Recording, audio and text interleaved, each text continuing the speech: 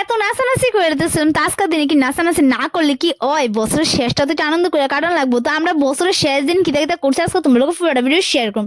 তো আমরা দুজন মিলে কিন্তু গেছিলাম বাজারে, বাজারের থেকে যা যা দরকার সবকিছু কিন্তু লইছি। আজকের বাজারটা কিন্তু আসলে জমজমাট, যেহেতু আজকে বছরের শেষ দিন সবাই পিকনিক করবো, তার লেগে বাজারটা কিন্তু আসলে জমজমাট।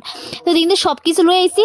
তো আমি কিন্তু এদিকে মাংস রান্না করুম, আর মাংসর লগে কিতা রান্না করুম এটা কিন্তু তোমরা লোক পরে শেয়ার করুম। সবসময় যে ভাত আর রুটি খাই, তো আজকে একটু ইউনিক জিনিস, আমার কাছে ইউনিক জিনিস, মানে আমি জিনিসটা কোনোদিনও রান্না করছি না। তো যাই কিন্তু রান্না করুন। আর দিন তো আমার জামাই একটু চালা দিয়ে দিছে, তো কিটা রান্না করুন এটা তোমরা একটু অনুমান করে নিলাও।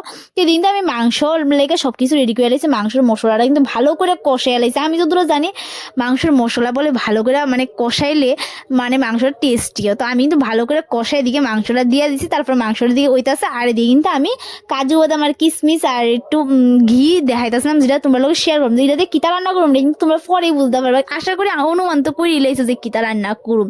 তাকে তরকারিটা রান্না হোক, তারপর তোমরা লোক শেয়ার করুন যে কিতা রান্না করতেছি।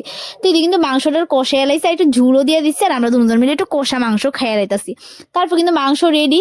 এবার কিন্তু যে মেইন জিনিসটা আজকে রান্না করুন ফ্রাইড রাইস। তা আমি কিন্তু ফ্রাইড রাইসটা কোনোদিনও রান্না করছি না, কিছুটা ইউটিউবের সাহায্য আর কিছু রয়েছে ব্রেন লাগে। কারণ আমার জামাই গেছিলো যে জামাই মাংস মানে ফ্রাইড রাইসটা রান্না করবো আর আমি মাংস রান্না করবো। জামাই হঠাৎ গেছে কই জানি, তো আমার একলা একলাই রান্না করতে হয়েছে।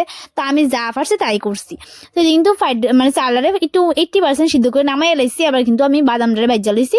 তারপর পুরা কিন্তু ঘি দিয়েই করছি, একদম পুরা প্রথম থেকে লাস্ট অব্দি পুরাটা ঘি দিয়েই করছি। ঘিয়ের মধ্যে আমি গরম মশলাটা একটু ভাইজা লাইছিলাম, মানে গোটা গরম মশলাটা। তারপরে কিন্তু কাজু বাদাম আর বাদাম দিয়ে দিয়েছি। একদম সিম্পল মানে ঘরোয়া স্টাইলের মানে ফ্রাইড রাইস রান্না করতেছিলাম।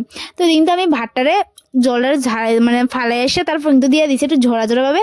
একদম ভাতটা কিন্তু একদম ছাড়া ছাড়া হয়েছে, মানে একদম মানে লাসা লাসা হয়েছে না, ঝরঝরে হয়েছে। তো তারপরে কিন্তু দিকে ভালো করে লাড়া ছাড়ার উপরে আবার কিন্তু শেষেটা দিয়েছি ঘি।